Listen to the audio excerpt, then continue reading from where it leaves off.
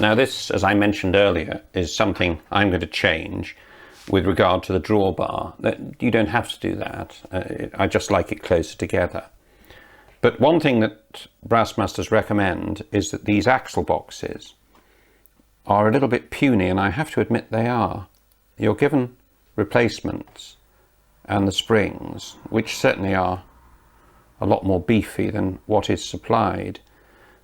But it's a bit of a risky strategy to start taking these off. This is going to be a layout loco, which means that it won't be scrutinized at very, very close quarters.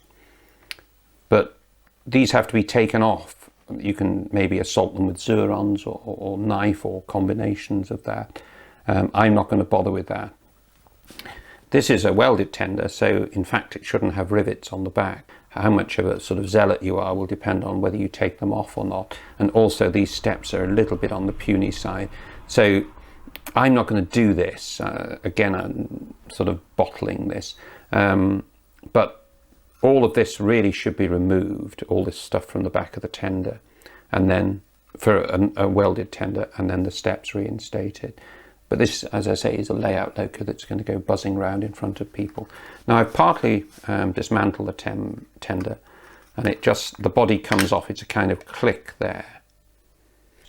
In order to get at the pickups so that I can remove them, I need to undo these little screws. They come out quite easily. Now we have the tender pickups here. Now it's going to be a bit brutal, but I'm going to whip these out. They sort of come out in a sort of tug. There we go. Just got rid of that. And then you just sort of pull and tug. And do the other one. So it snaps. Then these just pull out. And then we can just nip away these bits of wire. Keep them. And I'm going to lop that off. There.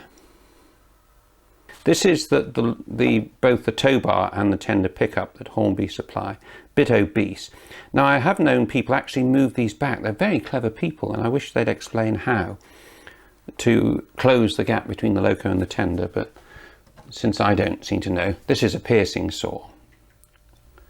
And I'm going to lop this off. It's brass. Well, the A3 was brass, so I'm assuming this is. So here we go. Yes, it is.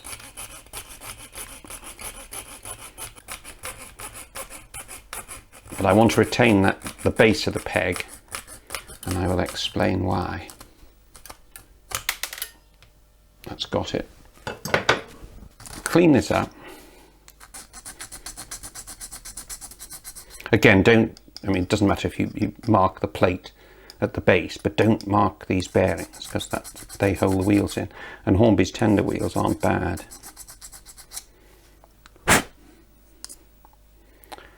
Okay.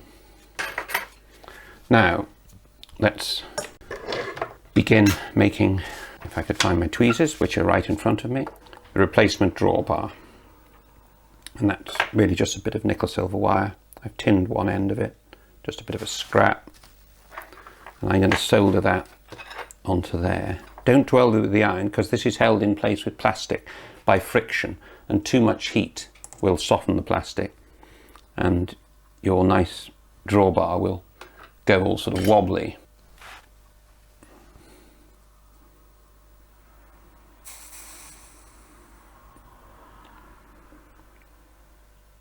Now, however long you think it takes for the solder to set, double it.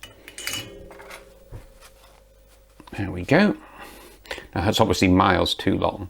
So what I'm going to do is put the tender back together just to make sure that I'm going to get everything in the right place.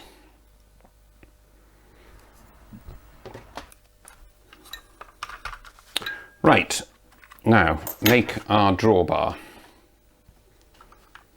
Bend that up, finger pressure will do it, till you're level with the top of the foot plate, and then bend it back.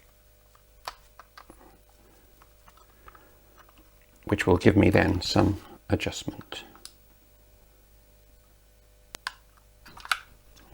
Don't lop off too much.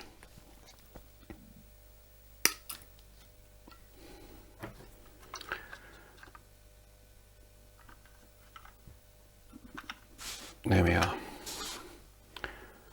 Now, the locomotive body should have set, any bits I've added should have set by now. So I'm going to go and pick that up, put the loco body back on the chassis, and we'll see whether or not our new drawbar system is going to work.